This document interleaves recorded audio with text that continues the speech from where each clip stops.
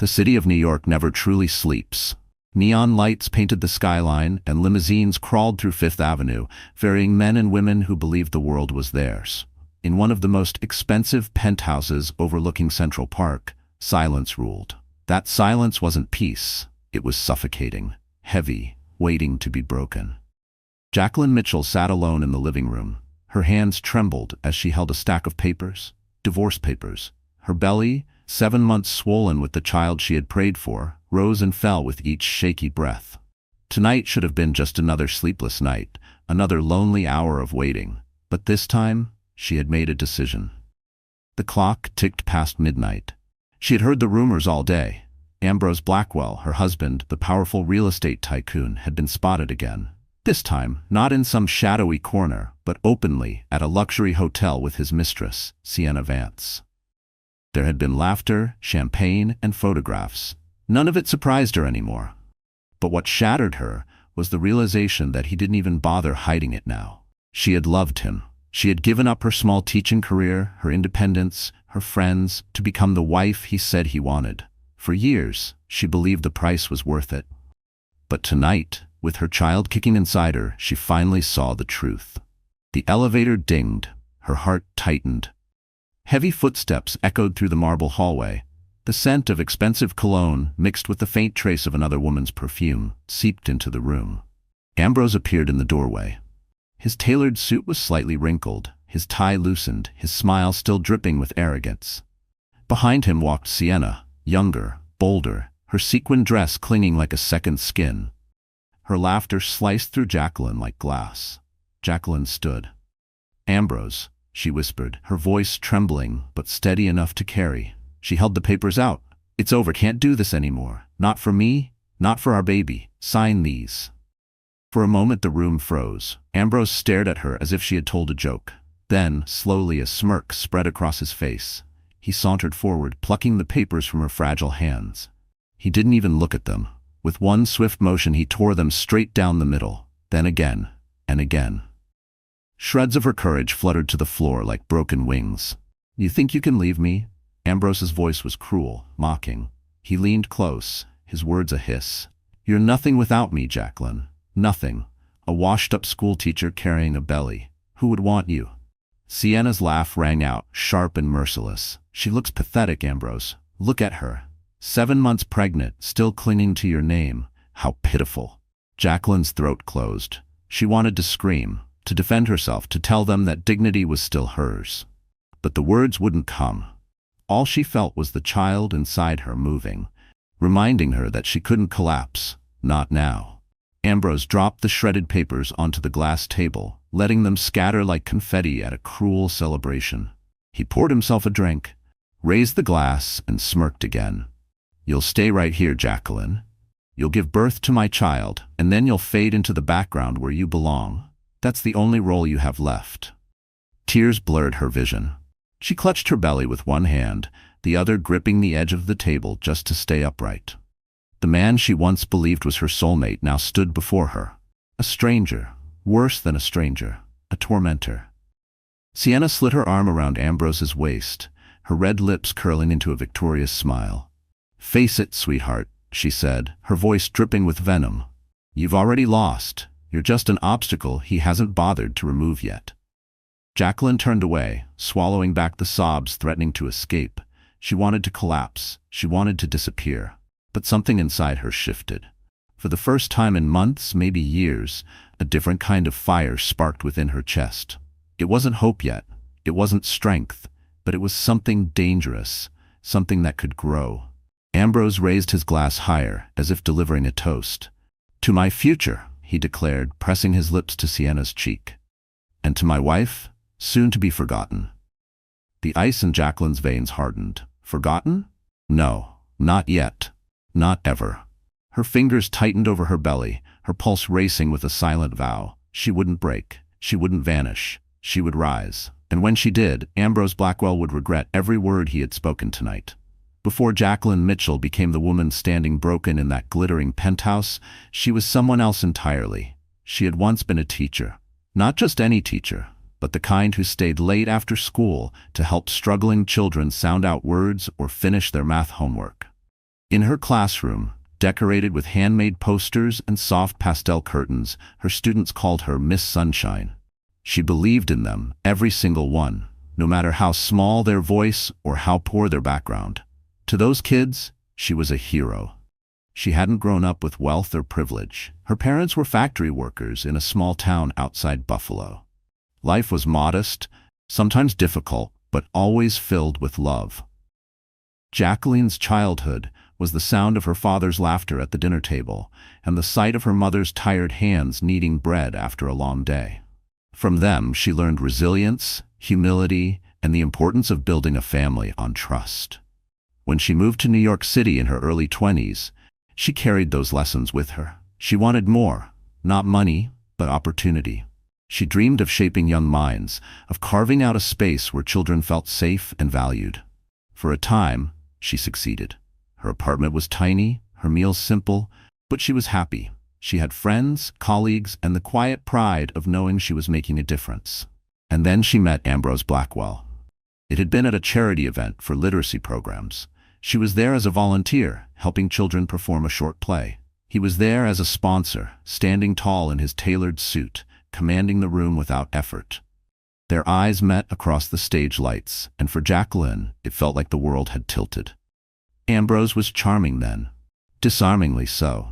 He complimented her passion, asked about her students, and seemed genuinely interested in the stories she told.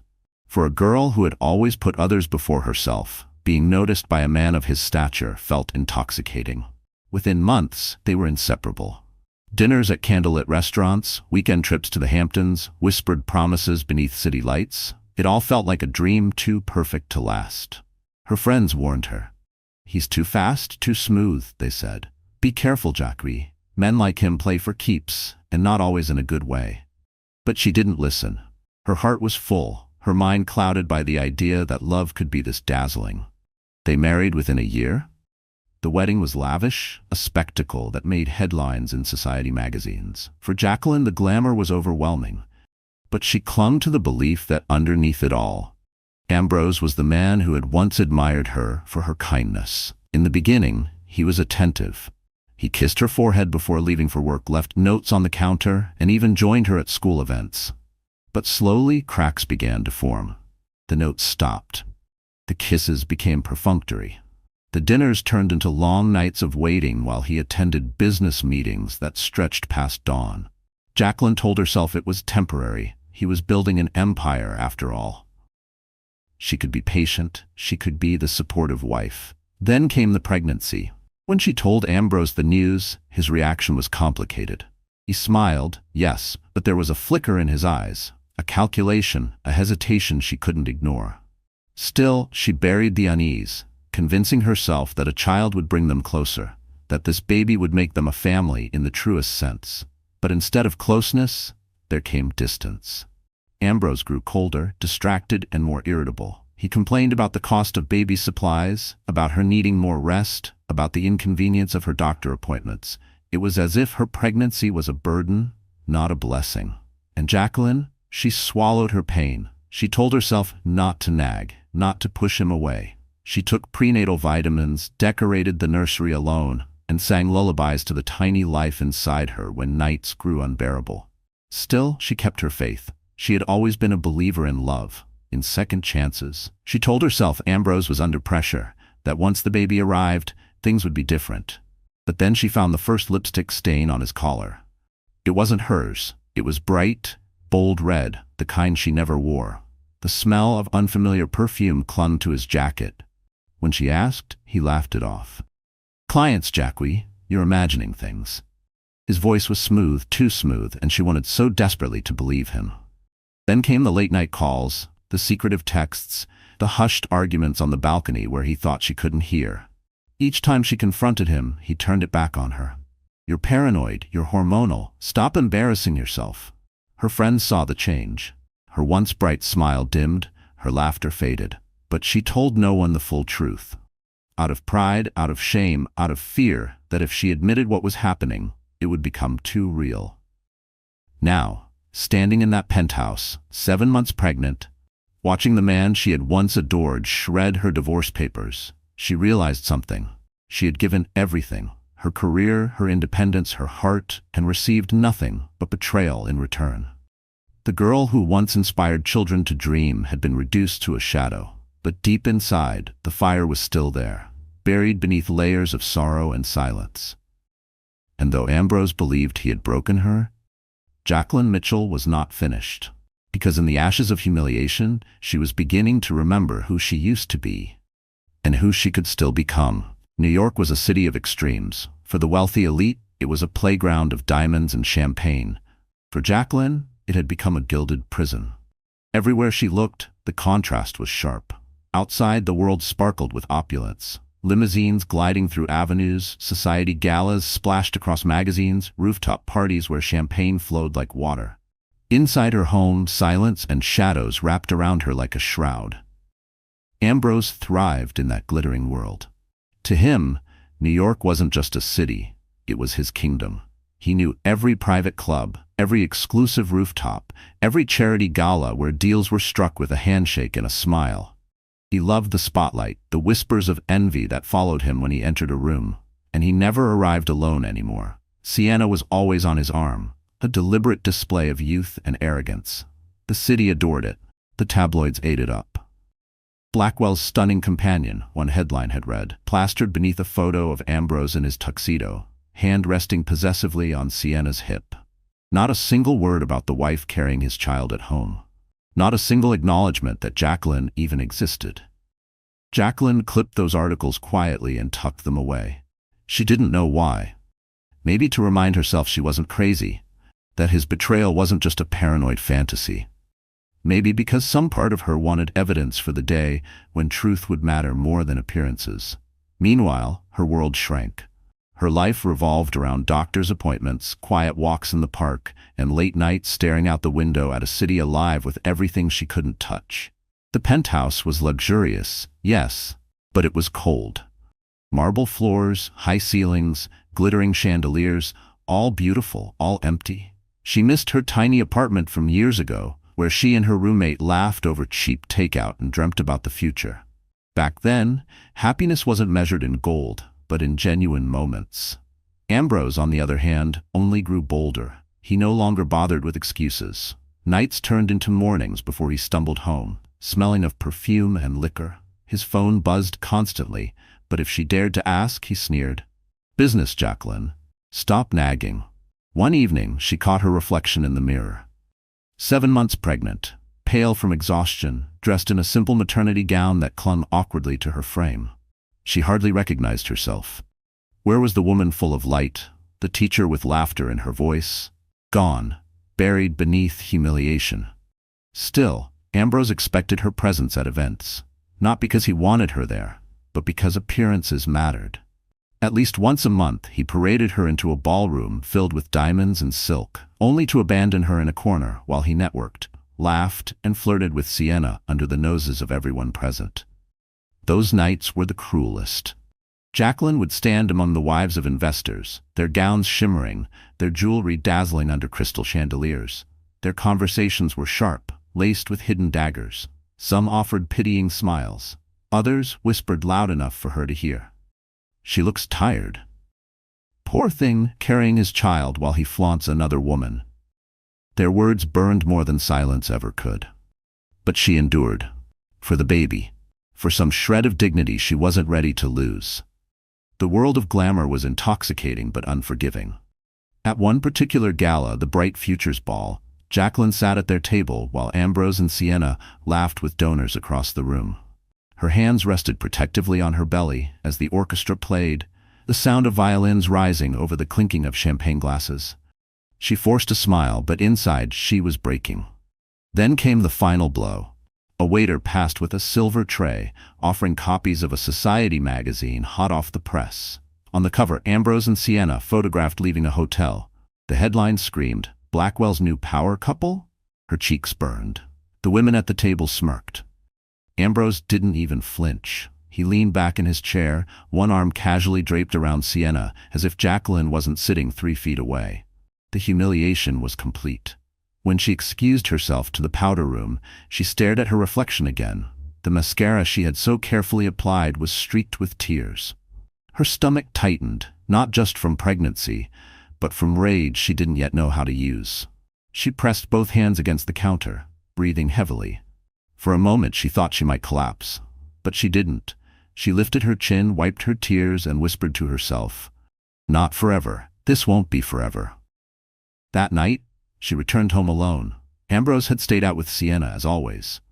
Jacqueline walked into the nursery she had decorated by herself, a room painted soft yellow with a crib she had chosen carefully. She traced the outline of the tiny blankets, her heart aching. She wanted her child to be born into love, not lies. The contrast was unbearable. Outside, flashing cameras, laughter, music, a world that celebrated betrayal as if it were glamorous. Inside, loneliness, silence, and a woman fading more each day. Yet somewhere deep within, something began to shift. For every insult, every slight, every whispered humiliation, a new layer of steel was forming around her heart. She didn't yet know what she would do, or how she would survive. But she knew one thing: she could not remain in this prison forever. One afternoon, as snow began to fall lightly over Central Park, she stood at the window, watching children throw snowballs, their laughter echoing against the glass. She pressed her palm against her belly, whispering to her unborn child, "You will not grow up seeing me like this. I promise you, one day I'll find the strength to show you what dignity looks like." Her words were soft, but they were a vow, and fate was listening. Because while Jacqueline struggled in silence, the city's elite whispered louder. Another gala was coming, one bigger, brighter, and crueler than the rest. It would be the stage where Ambrose and Sienna planned to shine, to cement their place as New York's new it couple. And it would be the night where Jacqueline would suffer her deepest humiliation yet.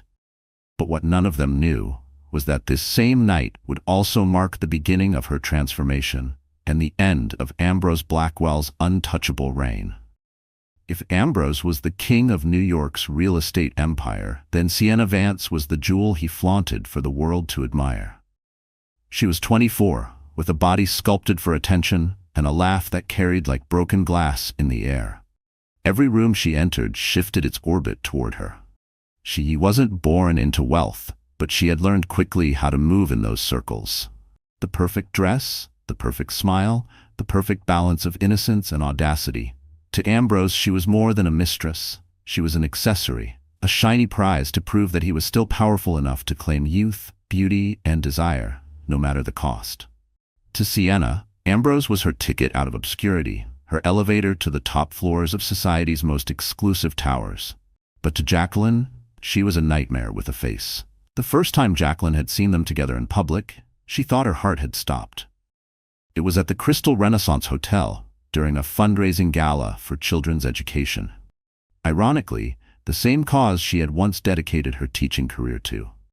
The chandeliers sparkled above, violins filled the air, and the city's elite gathered in glittering gowns and tuxedos. Ambrose walked in late, as he often did, but he wasn't alone. Sienna was at his side, her crimson dress clinging like fire, her hand resting on his chest as though she owned him. Cameras flashed, reporters whispered, and heads turned. And Jacqueline, seated at their table, 7 months pregnant, wearing a navy gown that suddenly felt too plain, watched as her husband introduced another woman as though she were his partner. She had wanted to scream. She had wanted to cry. Instead, she sat frozen, her hands clenched over her swollen belly, forcing her body not to collapse under the weight of humiliation. That night was only the beginning. Sienna quickly became a fixture at Ambrose's side. She was spotted at board meetings, photographed leaving hotels, and even rumored to have a say in company affairs. What had once been whispered became open knowledge. Ambrose Blackwell no longer cared to hide his betrayal. But Sienna didn't stop there. She sought Jacqueline out, as if cruelty were her sport. At luncheons, she would accidentally brush past Jacqueline, letting her perfume linger like poison. At charity events, she would laugh too loudly at Ambrose's jokes, her manicured hand lingering on his arm for everyone to see. And then came the words, the daggers disguised as sweetness. "You really should rest more, Jacqueline," she said one evening at a gallery opening, her lips curved in a fake smile. "Pregnancy takes such a toll on older women." Jacqueline, only 29, felt her cheeks burn. She turned away, refusing to give Sienna the satisfaction of a reply. But the laughter that followed her was a humiliation she couldn't escape. Sienna thrived on those moments. She knew the society wives were watching, whispering, enjoying the scandal. And the more Jacqueline withdrew, the stronger Sienna's confidence grew. She wasn't just Ambrose's mistress anymore, she was becoming his statement. The cruelty reached its peak on the night of the Winter Gala, the most anticipated event of the season. The ballroom at the Metropolitan Museum glittered with ice sculptures and gold-trimmed tables. It was a night where reputations were cemented, where alliances were formed, and where Ambrose intended to show the world who truly belonged at his side. Jacqueline arrived late. She had almost stayed home, too ashamed to face another evening of whispers and stares. But something inside her pushed her forward. She couldn't hide forever. She walked into the ballroom slowly, her baby pressing heavily against her ribs, her gown simple but elegant. She didn't make it 5 steps before the whispers began. There she is. Poor thing. Still holding on. Doesn't she know it's over? And then across the room, she saw them. Ambrose in his black tuxedo, tall and confident. Sienna beside him, dazzling in a silver gown that caught the light like a weapon. They looked like a couple straight from the cover of a magazine, and they wanted everyone to see. Jacqueline's heart thudded painfully. She tried to walk past them, to find a quiet corner where she could disappear. But Sienna had other plans. "Jacqueline!" Sienna's voice rang out, sweet and mocking all at once. The crowd turned. Cameras flashed. Jacqueline froze as Sienna glided toward her, dragging Ambrose with her like a trophy. "You made it," Sienna cooed, kissing the air near Jacqueline's cheek. "How brave of you. I wasn't sure you'd want to be here tonight, given everything." The crowd chuckled under their breath. Ambrose smirked. Jacqueline's lips trembled, but she forced them into a tight smile. "I'm here because I belong here." Sienna's eyes sparkled with cruelty. She leaned closer, her voice low enough for only Jacqueline to hear. "You don't belong anywhere. You're just the pregnant wife he hasn't thrown out yet." Jacqueline's chest constricted. For a moment she thought she might faint. But then, from somewhere deep inside, a flicker of defiance sparked. She straightened her shoulders and met Sienna's gaze. "Enjoy it while it lasts," Jacqueline whispered back. "Shiny things always lose their sparkle." Sienna's smile faltered just for a second, but Ambrose tightened his grip on her waist, and the smirk returned. The orchestra began to play, signaling the opening dance. Ambrose swept Sienna onto the floor, leaving Jacqueline standing alone in the middle of the crowd, exposed, humiliated, trembling. She felt every eye on her, every whisper cutting deeper than the last. She backed away slowly, her hands cradling her belly, until she reached the edge of the room. She wanted to run, but her legs were heavy, her body exhausted. She had never felt so small, so powerless. And then, just as tears blurred her vision, she noticed something. Across the ballroom at the far side of the dance floor, a man was watching her. His eyes weren't filled with pity. They were sharp, calculating, and strangely protective. He didn't look away when she met his gaze. In fact, he raised his glass slightly, as though acknowledging her presence, as though silently telling her she wasn't invisible. Jacqueline's breath caught. She didn't know who he was yet. But she would. Because that man was Ethan Blackwell, and his arrival would change everything. The Winter Gala was supposed to be a night of elegance. Crystal chandeliers sparkled overhead, orchestras played timeless symphonies, and the air smelled of roses and expensive champagne. But for Jacqueline Mitchell, it became the stage of her deepest humiliation. She stood near the edge of the dance floor, 7 months pregnant, her navy gown clinging uncomfortably as sweat dampened her palms. All around her, laughter swirled like a cruel tide. At the center of it all, Ambrose Blackwell twirled Sienna across the polished floor.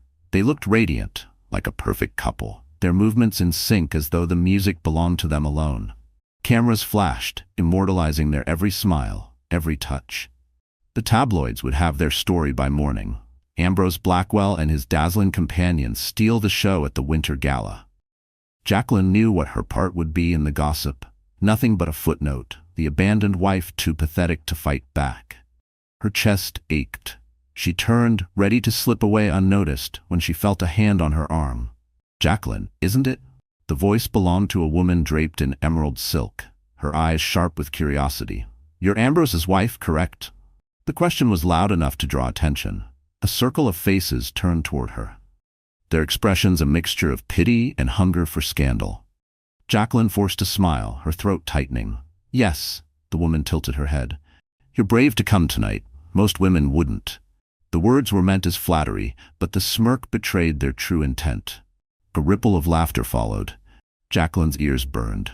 Before she could retreat, Sienna appeared, gliding across the floor with Ambrose at her side. Her silver gown glittered like ice. "Darling," she said, her voice dripping with fake sweetness. "You've met Jacqueline, haven't you? She was Mrs. Blackwell." The crowd chuckled.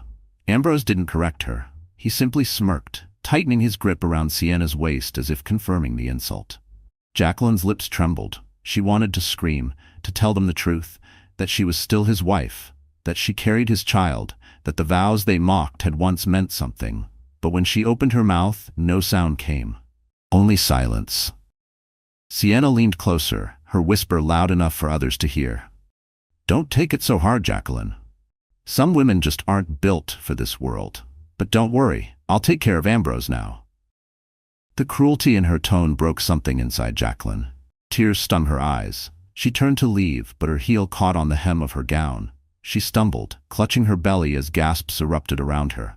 "Careful," someone muttered. "She shouldn't even be here." Poor thing. The humiliation was unbearable. Jacqueline steadied herself against a marble column, her vision swimming. She couldn't breathe. Her chest tightened, and panic clawed at her throat. For a terrifying moment, she thought she might collapse in front of them all. And then she heard it, a low, steady voice. "That's enough." The crowd parted. A tall man stepped forward, his presence commanding the room without effort. He wore a tailored charcoal suit, his expression sharp as steel. His eyes, dark and unreadable, locked onto Ambrose with a quiet intensity that silenced even the orchestra. It was Ethan Blackwell. Gasps rippled through the crowd. Whispers followed like sparks in dry grass. The other Blackwell, the rival, the estranged brother. Few people had ever seen Ethan in public. He was known for running a rival company, building his empire away from the spotlight, refusing interviews or society games. And yet here he was, walking straight toward Jacqueline. He stopped beside her, offering his arm. "Mrs. Blackwell," he said firmly, his voice carrying across the ballroom, "you shouldn't stand here alone." The title, Mrs. Blackwell, rang louder than the music. Whispers erupted. Faces turned. Ambrose's jaw tightened. Sienna's smile faltered. Jacqueline hesitated, her heart racing. No one had defended her in months. She had forgotten what it felt like to be acknowledged, respected. Slowly, she placed her trembling hand on Ethan's arm. He turned to Ambrose, his expression calm but lethal. "Parading your mistress while your wife carries your child?" His voice cut like glass. "Even for you, Ambrose, that's low." The ballroom froze. Ambrose's face reddened. "This is none of your concern, Ethan." "Oh, but it is," Ethan replied, his gaze unwavering. "When you disgrace the Blackwell name in front of half the city, it becomes everyone's concern." The crowd buzzed. Cameras clicked furiously. Sienna clutched Ambrose's arm, her face pale beneath her makeup. Jacqueline's pulse thundered in her ears. For the first time in months, she wasn't invisible. For the first time, someone had stood between her and humiliation.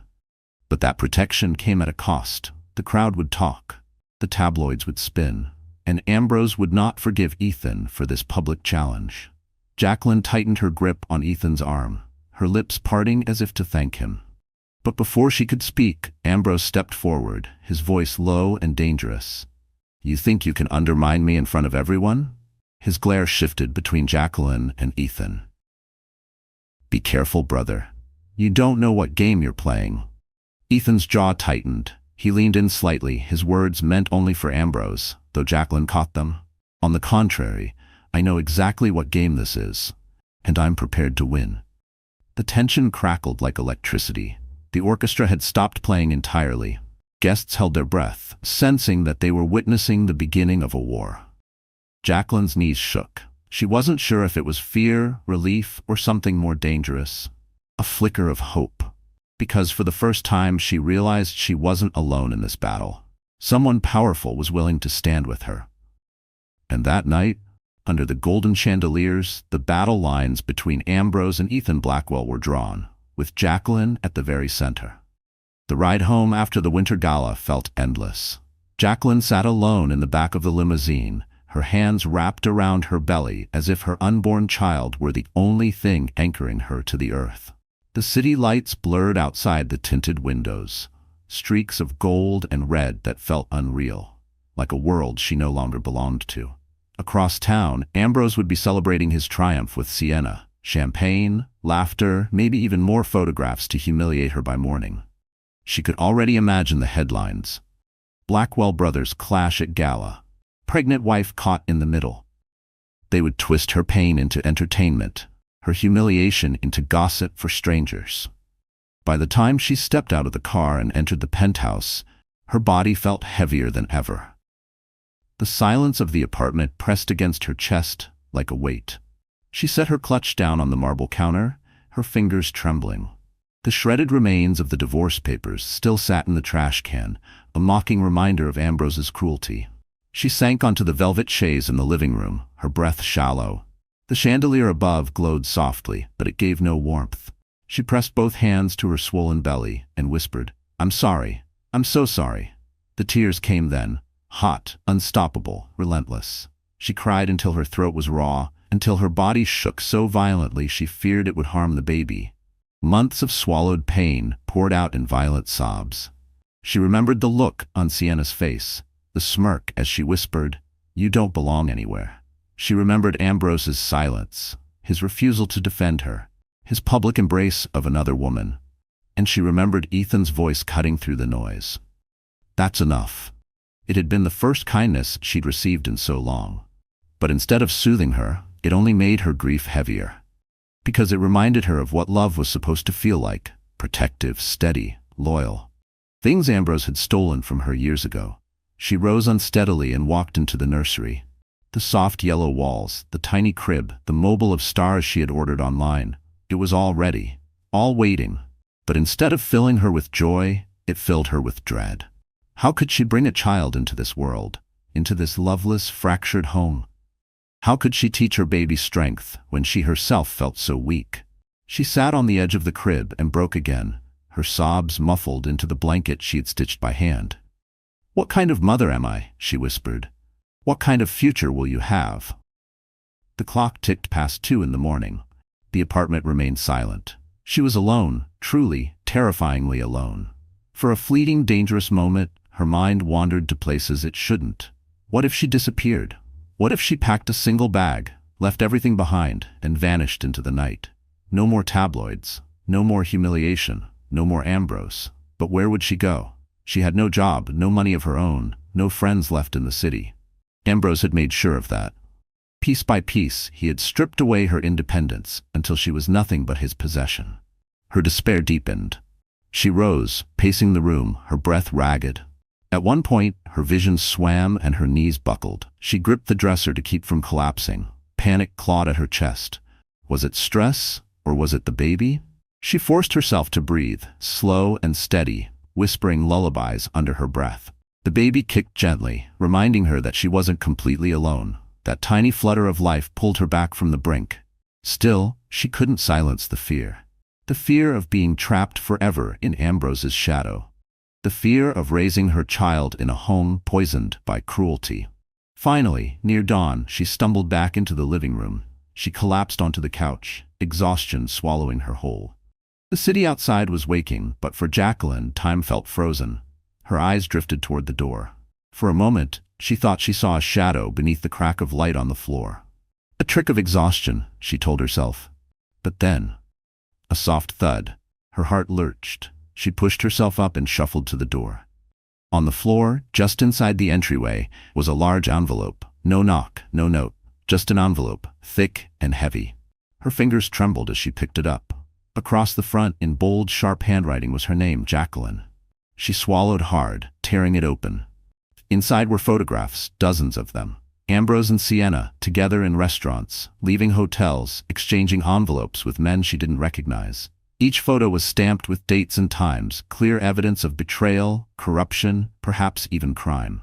And tucked at the very bottom was a single card, no signature, no explanation, just 4 words, written with deliberate precision. "You are not alone." Jacqueline's breath caught, her pulse hammered. The despair that had nearly destroyed her hours ago shifted into something else, something sharper, something alive. Someone was watching. Someone knew.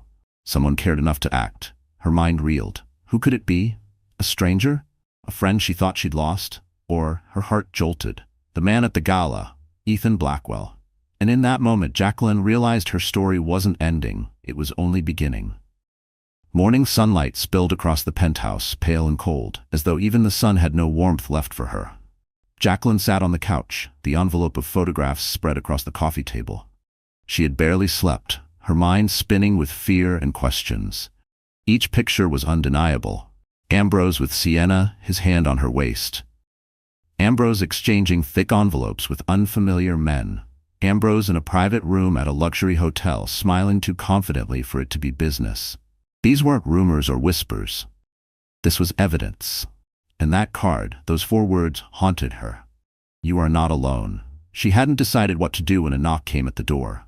Firm, deliberate, not the careless pounding Ambrose used when he forgot his keys. Her heart raced. She considered ignoring it, but something inside urged her forward. She opened the door and froze. It was him, the man from the gala, Ethan Blackwell. Up close, his presence was even more commanding. Tall, broad-shouldered, his dark hair perfectly in place, his eyes sharp but not unkind. He didn't smile, didn't soften his expression, but there was a steadiness in his gaze that steadied her in return. "Jacqueline," he said simply, his voice low and calm. Her throat went dry. Why are you here?" He glanced past her into the apartment, then held up a small leather folder. "Because you need answers, and because Ambrose is more dangerous than you realize." She hesitated, then stepped aside. He entered, moving with quiet confidence as if he'd been here before. She clutched her belly protectively, torn between fear and a strange sense of safety. Ethan set the folder on the table beside the photographs she had received. His eyes flickered to them, then back to her. "I see you've already had a delivery." "You sent them," she whispered. He gave a single nod. "I've been watching him for months, gathering proof. He's been sloppy, too arrogant to hide his trail. But I couldn't risk delivering this directly at first. I had to make sure you were ready." Jacqueline's breath caught. "Why? Why help me?" For a moment, silence stretched. Then Ethan sat across from her, his posture straight, his expression unreadable. "Because Ambrose isn't just my brother. He's my enemy, and he's about to destroy himself and anyone tied to him. That includes you and your child." Her head sputtered. Ethan's jaw tightened. "Half-brother. We share the same father. But while Ambrose inherited his charm and hunger for wealth, I inherited the will to build something lasting. We've been rivals from the beginning. He craves attention. I crave results. He destroys. I rebuild." Jacqueline's mind reeled. She had heard whispers of another Blackwell in the city, a shadow figure running a rival corporation, powerful but private. She had never connected him to Ambrose. Never imagined he would walk into her life. "I didn't want to involve you," Ethan continued, his tone firm. "But when I saw how he paraded Sienna, how he humiliated you at the gala, I couldn't stand by any longer." Her lips trembled. "Why me? Why not just let him ruin himself?" Ethan leaned forward, his eyes locking onto hers. "Because you're the only one he can still use as a shield. As long as you remain silent, he believes he's untouchable. But you hold the key to everything. With your testimony, your courage, and these files, we can bring him down." Jacqueline's pulse hammered. She wanted to believe him. She wanted to trust the strength in his voice, the certainty in his gaze, but fear clung to her ribs. "I don't know if I can," she whispered. "I don't know if I'm strong enough." Ethan's voice softened, just slightly. "You already are. You survived him. That's proof enough." Tears filled her eyes. No one had spoken to her like that in years. No one had seen her as more than a burden, a fragile shadow. But Ethan did. He opened the leather folder, spreading documents across the table. Bank statements, wire transfers, property deeds in other names. He's laundering money through shell companies. He's bribing officials. If this comes to light, Ambrose won't just lose his reputation. He'll lose everything. Jacqueline stared at the evidence. Part of her felt vindicated, relieved that his cruelty might finally face consequence. Another part trembled with fear. This wasn't just betrayal anymore. It was danger. If Ambrose discovered she had this information, he would destroy her without hesitation. As if reading her thoughts, Ethan said quietly, "That's why you can't face him alone. But with me, with my resources, my network, you'll be safe." Safe. The word felt foreign, like something from another life.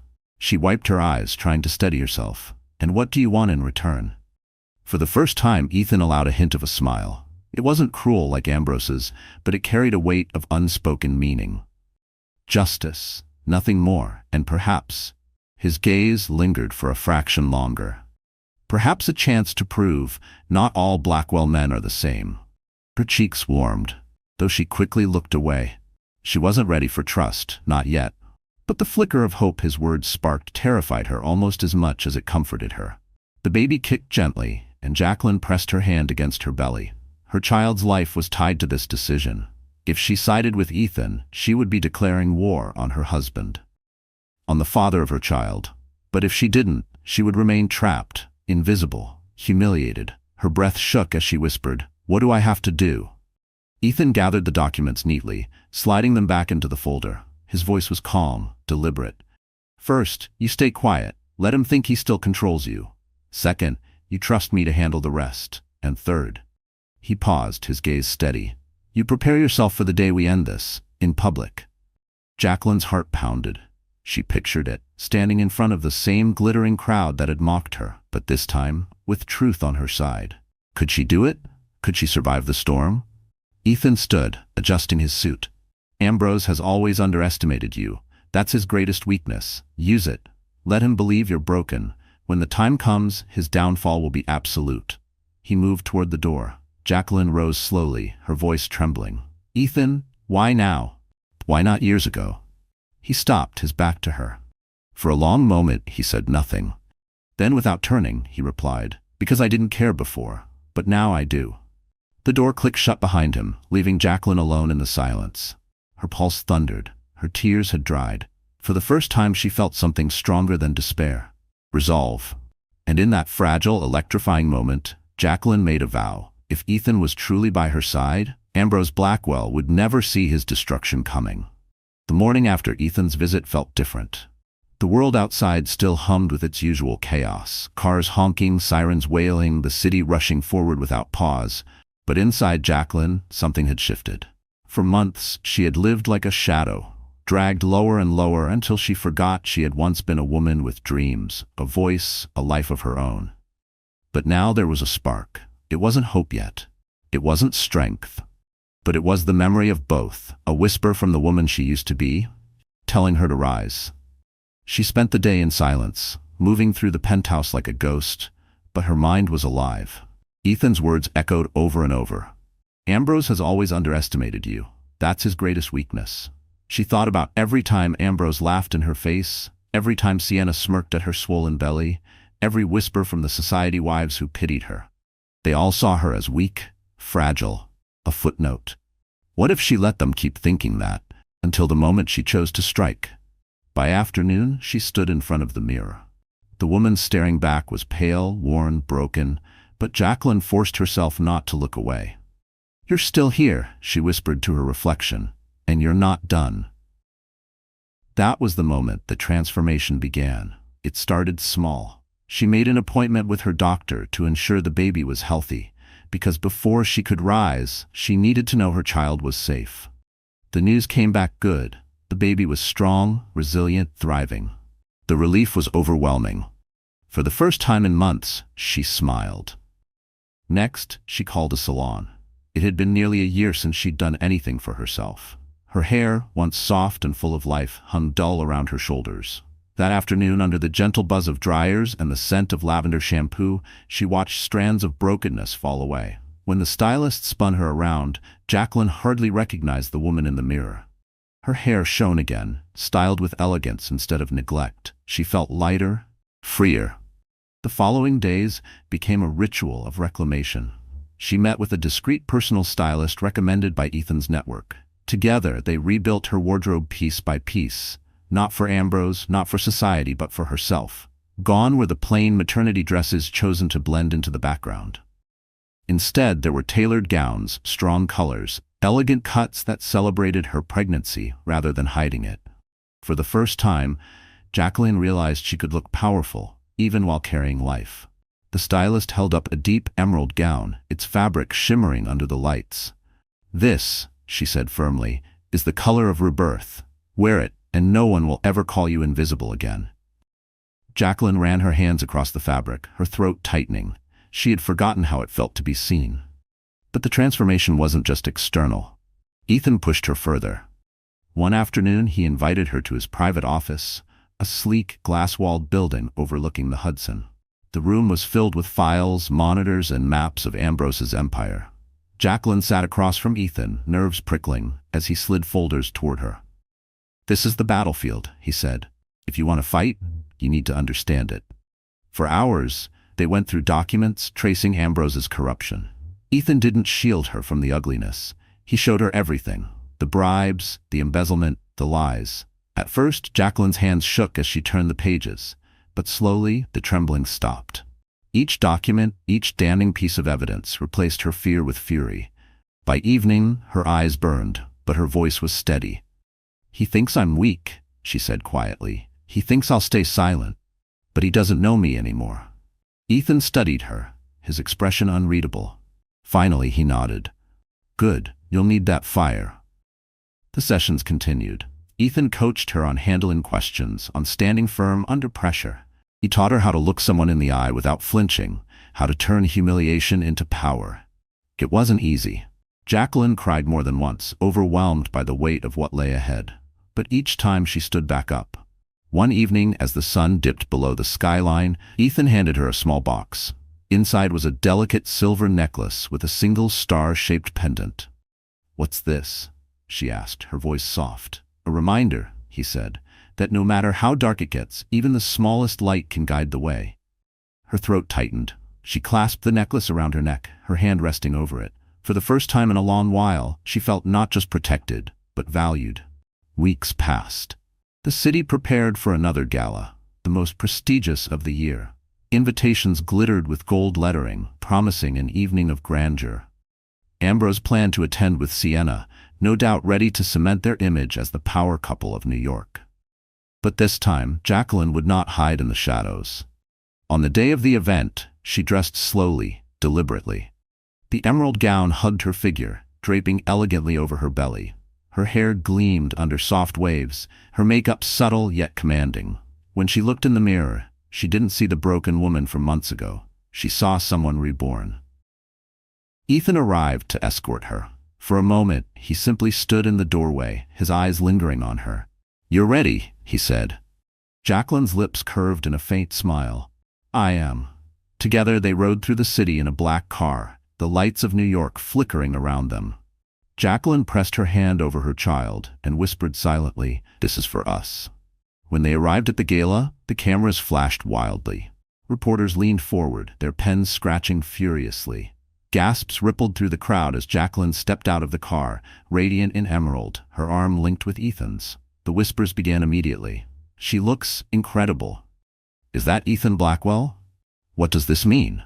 But Jacqueline didn't shrink. She didn't bow her head. She walked tall, every step a declaration. "I am not invisible. I am not broken. I am here." Inside the ballroom, heads turned. Ambrose's smile faltered the moment he saw her. Sienna's hand tightened on his arm, her eyes narrowing with fury. Jacqueline met their gaze across the room. For the first time, she didn't feel pain. She didn't feel fear. She felt power. The orchestra swelled. The crowd leaned closer. The night had only just begun. And before it was over, Jacqueline Mitchell would no longer be the woman they mocked. She would be the woman they feared. The ballroom at the Waldorf Grand shimmered with gold and crystal. Waiters in white gloves moved swiftly between tables, balancing trays of champagne. A string quartet played softly in the corner, their notes carrying beneath the hum of New York's most powerful elite. For most, it was another night of glamour. For Jacqueline, it was the battlefield. She stepped into the room, emerald gown flowing behind her, every movement deliberate, every step steady. Cameras exploded with flashes. She could feel the whispers spreading like wildfire. "Is that Jacqueline? She looks completely different. And Ethan Blackwell, he's with her?" She kept her chin high, her hand resting lightly on Ethan's arm. The necklace he had given her, the star pendant, gleamed at her throat like a beacon. She no longer felt like the forgotten wife. She felt like a storm walking into the room. Across the ballroom, Ambrose stiffened. His glass hovered halfway to his lips, his smirk faltering as his eyes locked on her. Sienna, dressed in scarlet sequins, followed his gaze. The smile on her lips froze, turning brittle. Jacqueline and Ethan moved through the crowd, parting it like a tide. When they reached the center of the room, Ethan leaned toward her. "Remember," he whispered. "Don't flinch. Tonight, you own the room." Jacqueline's heart pounded, but she nodded. She had come too far to turn back now. The master of ceremonies stepped onto the stage, tapping the microphone. "Ladies and gentlemen, thank you for joining us tonight for the annual Winter Benefactors Gala. Tonight, we honor those whose contributions have shaped this city." Polite applause followed. Ambrose straightened, tugging Sienna closer. He had been waiting for this moment. His moment. He was to be introduced as the keynote donor, the man whose fortune built schools and hospitals. His image was to be immortalized as generosity itself. But tonight, that script would burn. The MC continued. "And now, please welcome." Ethan stepped forward, his voice ringing out before the announcer could finish. "If I may." The room hushed. All eyes turned to him. Ambrose's jaw tightened, his grip on Sienna's hand like iron. Ethan gestured toward Jacqueline. "Before this city crowns another man a hero, perhaps it should see the truth." Gasps rippled through the crowd. Ethan signaled to a technician at the side of the stage. Instantly, the massive LED screen behind the orchestra flickered to life. At first a photograph appeared. Ambrose, hand on Sienna's waist, leaving a hotel at dawn. Laughter erupted, nervous, shocked, scandalized. More photos followed. Ambrose exchanging envelopes with shadowy figures. Ambrose signing papers under another name. Bank statements, wire transfers, shell corporations, all projected for the entire room to see. The whispers turned to outrage. "My God, he's been stealing! Bribery! This is criminal!" Ambrose's face drained of color. He lunged forward. "Turn that off, now!" But it was too late. The truth was spilling faster than he could contain. Jacqueline stepped forward, her voice calm but carrying. "For months I've been called weak, invisible, a woman to be pitied." Her gaze swept across the crowd. "But tonight, you'll see what I've endured, and what kind of man Ambrose Blackwell really is." The room froze. Cameras pivoted, capturing her every word. Her voice trembled at first, but it grew stronger, steadier, as she spoke. "He paraded another woman before me while I carried his child. He mocked me in front of all of you, and he believed I would never fight back. But here I am, and I'm done being silent." The applause began slowly, one clap, then another. Then the room erupted in cheers. For once, the sympathy wasn't laced with pity. It was admiration. Sienna pulled her arm from Ambrose, her eyes wide with fury. "You didn't tell me about this," she hissed. "You said you had it under control." Ambrose tried to recover. "She's lying. This is all fabricated." Ethan stepped closer, his presence commanding. "Really, Ambrose? Are these documents fabricated too?" He held up the folder Jacqueline had seen days earlier. "Because they're signed in your name, and I doubt the district attorney will agree with your excuses." The room exploded in chaos. Reporters shouted questions. Guests scrambled for the exits, not wanting to be associated with the scandal. Ambrose turned back to Jacqueline, his eyes blazing. "You think this changes anything? You think you've won?" Jacqueline met his glare, her voice calm. "No, Ambrose, I didn't win. You lost, all by yourself." The orchestra, silent until now, began to play again, low, dramatic, almost mocking. The spotlight shifted back to the screen where the final photo appeared. Ambrose kissing Sienna outside his office.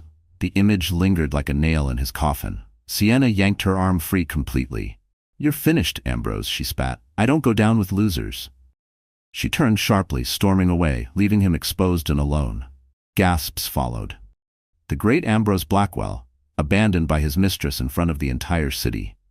Ambrose staggered, rage twisting his features. He opened his mouth, ready to strike back with words, with anything, but security appeared at the edge of the stage. Two men in dark suits moved toward him. "Sir," one said firmly, "you'll need to come with us." Ambrose shoved them off. "Don't touch me. I built this city. I am Ambrose Blackwell." But his words fell flat. No one was listening anymore. Jacqueline stood tall, her hand over her belly, her necklace catching the light. She wasn't invisible. She wasn't forgotten. She was the center of the room. And for the first time in her life, Ambrose had no power left to take from her. But as he was led away, his eyes locked on hers, and in that glare burned a promise of revenge that was far from over. The night of the gala became front-page news. By dawn, every major outlet had plastered Ambrose Blackwell's fall from grace across their headlines. Blackwell Empire in ruins. Scandal rocks New York's elite. Pregnant wife exposes millionaire husband. Jacqueline sat in the quiet of Ethan's office, sipping tea as the world outside exploded with the story. For once, the chaos didn't frighten her. It empowered her. She had faced humiliation, betrayal, cruelty, and survived. More than survived, she had conquered. But her story wasn't finished. Ambrose fought back in the only way he knew, through threats, lawyers, and rage. For days, his team tried to bury the evidence, to silence Jacqueline's voice. Yet the documents Ethan had gathered were airtight. The district attorney opened an official investigation. The board of Blackwell Enterprises voted unanimously to remove Ambrose as CEO. Banks froze his accounts, partners withdrew their support. One by one, the pillars of his empire crumbled. And then came the final betrayal, the one Ambrose never saw coming. Sienna, the woman he had paraded before the world, struck her own deal. She sold exclusive interviews, gave prosecutors information he thought she'd keep hidden, and slipped into the arms of another investor. For a man who had believed he controlled everyone, being abandoned by his mistress was the cruelest cut of all. When Ambrose was finally escorted out of his penthouse in handcuffs, cameras flashing, he screamed her name, Jacqueline's name. Not in love, not in remorse, but in fury. "You'll regret this. I'll destroy you." But Jacqueline no longer trembled at his threats. She watched from a distance, her hand resting over her child. For the first time, she felt no fear. In the weeks that followed, her life transformed. The media, once cruel, now hailed her as brave. The woman who stood tall read one headline.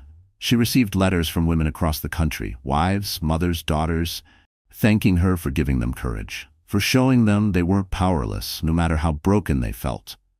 But the greatest change wasn't in the papers. It was in her heart. She returned to teaching, not because she needed the job, but because she missed it. She missed the laughter of children, the joy of watching them learn. Walking into the classroom again, she felt alive. She wasn't just surviving, she was living. And she wasn't alone. Ethan was there, not as a savior, but as a partner. He never pushed, never demanded. He simply stood beside her, steady and strong, offering a safe space when the world felt too heavy. One evening, as they walked along the Hudson, the city lights glittering on the water, Jacqueline slowed, her hand resting on her belly. "I don't know if I could have done it without you," she admitted softly. Ethan looked at her, his expression calm, his eyes steady. "You could have. You just needed someone to remind you of your strength." Her chest tightened. For so long, she had been defined by Ambrose, by his cruelty, by his betrayal. Now she was free to define herself. When her son was born weeks later, she held him close, tears streaming down her cheeks. He was perfect, tiny fingers curling around hers, his cry filling the hospital room like music. She whispered into his ear, "You'll never see me broken, only strong, only standing tall." Ethan visited the hospital, bringing flowers, his usual composure softened by the sight of her with her child. He didn't need to say anything. The look in his eyes was enough. As for Ambrose, his downfall was complete. Convicted of fraud, bribery, and embezzlement, he lost everything. His company, his fortune, his freedom. The man who once strutted through ballrooms with arrogance was reduced to a cautionary tale. Jacqueline didn't celebrate his ruin. She didn't need to. Justice had been served. That was enough. Instead, she focused on the future. She opened a small foundation for single mothers, funded in part by settlements Ambrose was forced to pay. She dedicated it to giving women the tools she once lacked: support, education, independence. The foundation became her legacy, proof that pain could transform into purpose. Every step forward was a reminder. She had risen from the ashes. Months later, she stood again in a ballroom. Not as the humiliated wife, not as the pitied woman, but as the honored guest. The foundation had reached its first milestone, and tonight's gala was in her name. The lights shimmered, the crowd applauded, and for once, Jacqueline wasn't afraid of their eyes. She stood tall, emerald gown flowing, her son safe in the arms of a trusted friend nearby. Ethan was there too, as always, standing at her side. When she walked onto the stage to give her speech, she looked out at the faces, the same society that once whispered cruelly about her, and she smiled. Her voice was clear, strong. They told me I was weak. They told me I was nothing without a man. They told me I'd fade into the shadows. But women, mothers, wives, daughters, we are not weak. We are not invisible. We are not disposable. When we stand, when we speak, when we fight, the world changes. The room erupted in applause. Tears glistened in the eyes of women across the hall. And for Jacqueline, it was the final release, the catharsis she had longed for. She stepped down from the stage, her son's tiny hand reaching for her. Ethan offered his arm, and this time she took it not out of necessity but by choice. She had walked through fire. She had faced betrayal, humiliation, despair. But she had emerged stronger, fiercer, unbroken. And as the music swelled and the crowd rose to their feet, Jacqueline Mitchell whispered to herself words she would carry forever. I am not weak. I am free. So here we are, my dear friends. The story of Jacqueline has come to its end. But if you're still here with me right now, it means something in her journey touched your heart. Maybe you saw a piece of yourself in her pain, in her courage, in the way she refused to stay broken. That's the beautiful thing about stories like this. They aren't just entertainment, they are mirrors. They remind us of what we endure and what we're capable of overcoming. Life can be cruel. People will betray, disappoint, and sometimes leave us feeling invisible.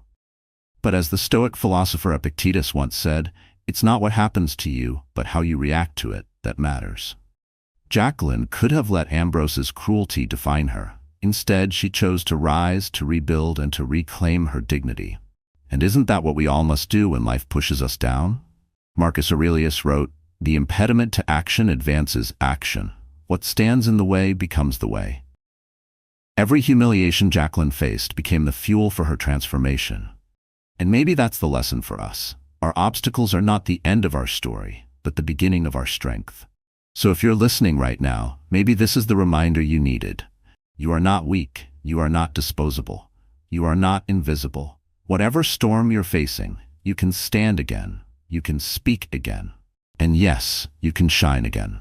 And if this story reached you, if it lit even a small spark in your heart, then don't keep it to yourself. Like, share, and subscribe to this channel so more people can hear stories that heal, inspire, and remind us of our strength. Because sometimes all it takes is one story to change how we see our own. Now tell me, my wonderful friends, are you ready to rise again?